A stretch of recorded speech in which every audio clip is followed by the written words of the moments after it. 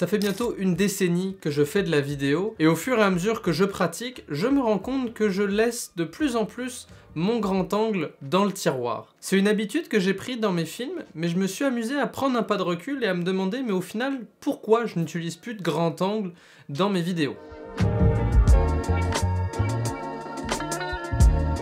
J'en ai parlé maintes et maintes fois sur la chaîne, mais l'objectif de faire une vidéo, c'est qu'il faut qu'elle soit captivante. Il faut que les gens se sentent plongés dans l'histoire et ils aient l'impression qu'ils fassent partie de l'histoire. Soit en s'attachant avec votre sujet, soit en ayant une histoire qui a beaucoup de poigne et qui nous emmène dans un univers ou dans une histoire tout à fait singulière. Mais il faut vraiment que vous plongiez votre spectateur dans votre film. Et pour ce faire, je me rends compte que de ne pas me servir d'un grand angle, justement, ça permet physiquement de se concentrer sur l'action. Ça te permet vraiment de, je sais pas, de créer une atmosphère beaucoup plus intimiste, où la seule chose sur laquelle tu te consacres, c'est exactement ce qui se passe, et non ce qu'il se passe au sein d'un environnement. Alors, filmer avec un grand angle a beaucoup d'avantages, mais je me rends compte aussi que de filmer avec une lentille plus serrée, l'exemple que je peux vous donner, c'est que maintenant j'utilise principalement, exclusivement ma 35-150 mm de chez Tamron, et cette lentille, en quelques temps, a littéralement changé mon workflow. Maintenant, je me rends compte que, au-delà de 35 mm, j'ai pas vraiment besoin de plus. Après, attention, ce que je dis là, c'est pour mon utilisation. J'ai pas besoin d'avoir plus large, puis en même temps, c'est assez serré que ça peut offrir une belle séparation avec l'arrière-plan.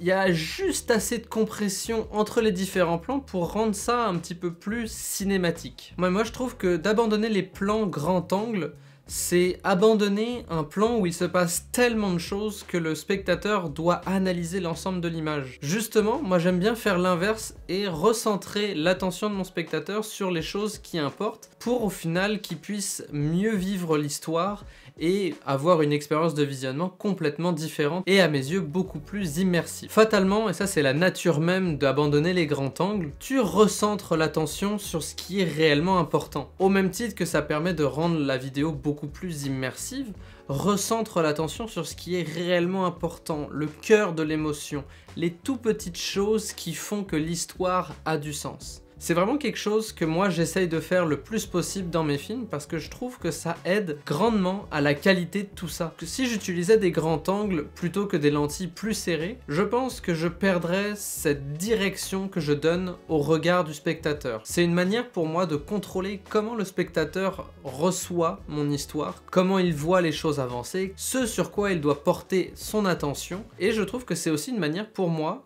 fatalement de beaucoup plus modeler mon histoire et d'être beaucoup plus sûr de l'interprétation de mon histoire. Puis ça, je pense que c'est quand même un outil très puissant.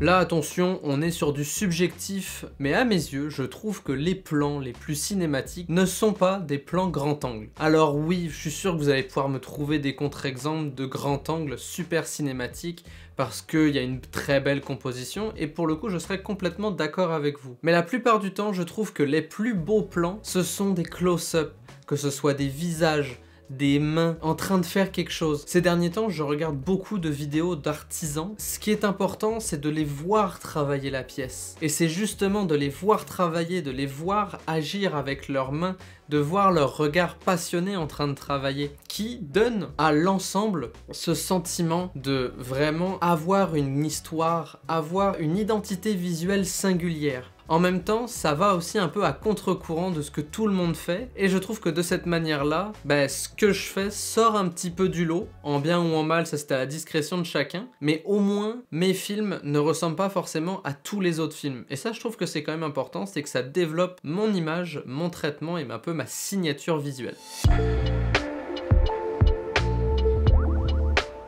En documentaire, il y a le cinéma vérité. C'est quand vous filmez une scène, et comme son nom l'indique, que c'est la vérité, que ce n'est pas quelque chose de stagé, que ce n'est pas une entrevue de fond, mais que c'est vraiment un moment pris sur le vif, que vous avez capté et que vous avez placé sur votre montage. Moi personnellement, le cinéma vérité c'est quelque chose dont je me sers beaucoup dans mes films parce que ça amène énormément de relief dans mon histoire, et en plus ça vient aussi créer ce que j'appelle des breaks de montage, de pas juste avoir de l'entrevue, de l'entrevue, de l'entrevue. Ça vient amener une touche de vivant, de personnel, et encore une fois, ça crée du relief émotionnel, et donc ça vient recentrer l'attention du spectateur sur ce qui est important. Ces petits breaks de montage-là peuvent aussi ne pas être des breaks, mais aussi être le fil rouge de votre histoire. Il y a beaucoup de films qui se sont écrits comme ça, 20 Days in Mariupol, Free Solo avec Alex Honnold, et plein d'autres. Je suis sûr que vous allez pouvoir trouver beaucoup de films qui se sont montés à la base d'un moment de cinéma vérité. De ce fait-là, le cinéma vérité, comme son nom l'indique, il faut qu'il soit vrai. Et en ayant un grand angle, pour pouvoir vivre le moment pour de vrai, il faut que vous soyez proche. J'ai l'intime conviction que plus on est proche de l'action, plus on donne le sentiment d'être au cœur de l'action. Sauf que, en étant en grand angle comme ça, je trouve qu'on est trop proche, et donc notre présence en tant que caméraman au sein du moment peut, en quelque sorte, altérer le moment. Moi, la plupart du temps, quand je filme, j'aime bien, quand je vois qu'il y a un petit moment, juste me reculer. Je vous dis pas de filmer la scène à 150 mm, super loin, et de justement là, à ce moment-là, créer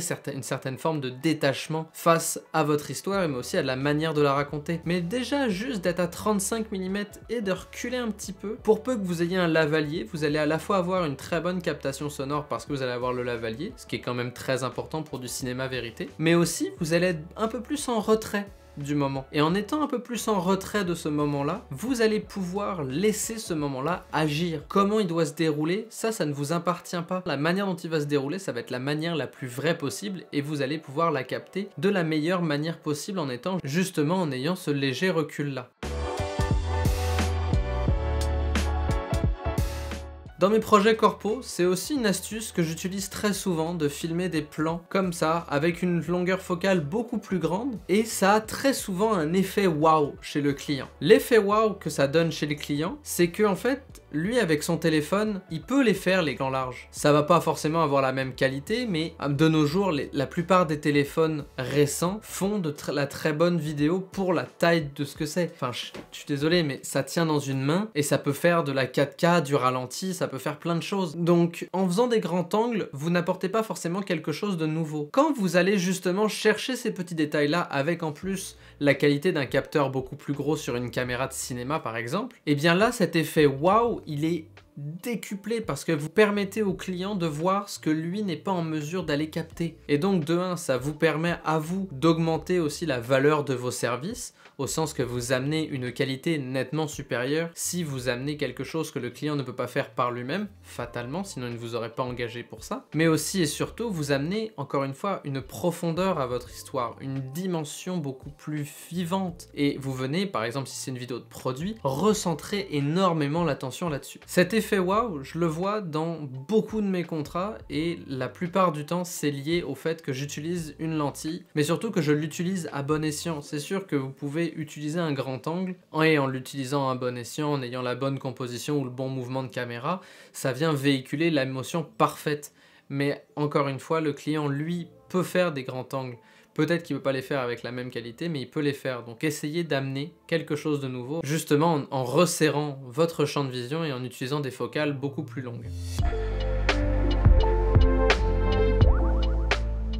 Après, mon problème, parce qu'il n'y a pas que du bon dans cette technique-là, c'est qu'au final, je me rends compte que je n'ai pas tout le temps de plans larges qui me permettent d'établir où se passe mon histoire. Ça fait partie des problèmes que j'ai et sur lesquels je travaille beaucoup pour justement adapter ma nouvelle manière de travailler en utilisant des focales beaucoup plus longues et me permettre d'avoir aussi des plans plus larges qui me permettent de mettre en place et de définir pour le spectateur où se passe la scène. Ces plans larges-là sont à mes yeux les plus importants dans un film parce que si on ne sait pas où ça se passe, et ben aussitôt qu'on passe d'une scène à une autre, on ne sait pas réellement si on a changé de lieu, on ne sait pas comment ça évolue, on ne sait pas dans quel contexte la scène évolue et donc ça crée une déconnexion et qui dit déconnexion dit perte d'intérêt du spectateur et ça c'est l'exact opposé de ce que vous voulez. Personnellement que moi je travaille plus fort pour pouvoir filmer des plans plus larges tout en gardant mon workflow de lentilles plus serré pour garder l'esthétique que je veux avoir. Mais c'est juste une gymnastique qu'il va falloir que j'intègre et que je développe. Mais ça c'est comme tout, en chaque grand changement il y a une première étape qui est d'accepter ce changement-là, de le prendre en compte, mais à partir du moment où il est pris en compte et qu'il est intégré, il faut le développer, l'améliorer pour qu'il puisse répondre 100% à nos besoins. Et voilà, j'espère que ça vous aura plu. Si c'est le cas, n'hésitez pas à mettre un commentaire à à liker et à partager. Et sur ce, moi je vous dis faites de bonnes vidéos, à la prochaine, ciao tout le monde.